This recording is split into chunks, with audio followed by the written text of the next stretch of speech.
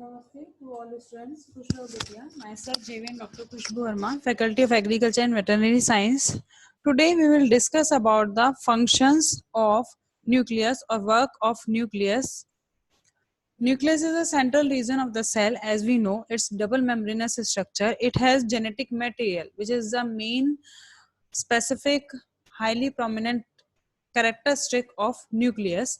The nucleus is an organelle found in eukaryotic cell because it is a well developed organ which is not present in prokaryotes, only present in eukaryotic cells. Inside its fully enclosed nuclear membrane, it contains the majority of the cell's genetic material. This genetic material is organized as DNA molecules along with a variety of proteins such as histone proteins to form the chromosomes.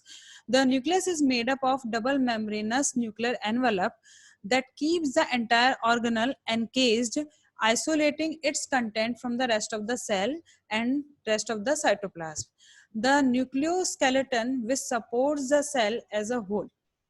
The nucleus maintains the security of the genes and control the functions of the entire cell by regulating gene expression. That's why nucleus is sometimes refers to as a control center, or you can say like a brain of the cell. As we have mentioned that powerhouse is mitochondria for the cell. Similarly, we can say that nucleus can be renamed as a brain for the cell. Since large molecules cannot get inside the nucleus through the cell nuclear membrane, small holes called nuclear pores dot the surface area of the envelope. These pores regulate the transport of those molecules by carrying proteins embedded in the double layer of the membrane. Small molecules and ions are able to pass through the membrane freely. However, the nucleus is a site for genetic transcription. Transcription is a process where RNA is transcribed or made up from the DNA while keeping it separate from the cytoplasm. This means gene regulation is taking place in the eukaryotic cell that have a nucleus, but that this gene regulation isn't available for two prokaryotes. That means the main function of the nucleus is to govern gene expression and facilitate DNA replication during the cell cycle. It contains the cell's hereditary information and controls the cell growth and reproduction. The nucleus has been clearly explained as a double membrane bound structure that comprises the genetic material of a cell. It's not just a storage compartment for the DNA, but also happens to be the home of some essential cellular processes. First and foremost, it is possible to duplicate one's DNA in the nucleus. This process has been named DNA replication, means DNA is formed from the DNA and creates an identical copies of the DNA. Replication process is semi-conservative in nature. It means it will have one parental strand and one new complementary strand. That's why it's called semi-conservative process. Create nucleus also has one more work like creating two identical copies of the host or body in the first step in the cell division, where each new cell will get its own set of the instructions. Secondly, the nucleus is the spot of the transcription. Transcription, as we know that preparation of RNA from the DNA, and in this process creation of different type of RNAs from the DNA. For example, tRNA, ribosomal RNA, messenger RNA, small nuclear RNA.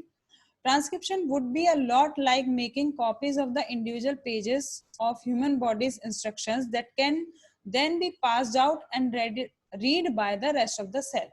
The central rule of biology states that DNA is copied into RNA, which is then turned into the protein. So we can say that complete process is regulated by nucleus, and nucleus can work as a brain of the cell. And basically in the nucleus structure, replication process occurs, transcription process occurs. It has it has its own genetic material. There will be a histone protein along with the DNA material. So we can simply say that that nucleus is a controlling organelle of the cell. Here we can see the flow diagram related to the nucleus. We can see here that this is the nucleus structure. This is the DNA region. DNA region has its own intron regions, exon regions. It means coding regions and non-coding regions. Meaning of coding and non-coding region is that, like, coding regions are responsible for the further coding for the proteins. Non-coding regions are useless. They are not able to produce or code any kind of amino acid. This RNA will transcribe and will prepare a single stranded RNA. This process also occurs in the nucleus. Then RNA splicing will be occur, means non-coding region will be excised from the raw RNA region. This complete RNA region will have only coding region. And here is the example of messenger RNA, which will have capping region and poly A tail region.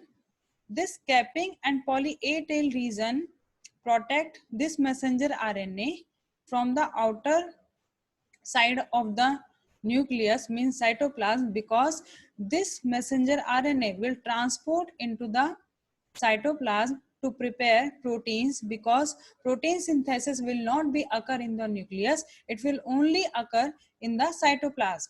So that's why messenger RNA needs to come out from the nucleus to the cytoplasm, and this capping and poly A tail region will protect this messenger RNA from the degradation from nucleases enzymes such as RNase enzyme. It will protect from them, and then this protected messenger RNA will able to produce proteins with the help of ribosomes regions. Ribosomes are generally attached to the endoplasmic reticulum. So replication process, transcription process, both are occur in the nucleus, but translation process, or you can say protein synthesis, will be occurred in only in cytoplasm region. So this is the sum up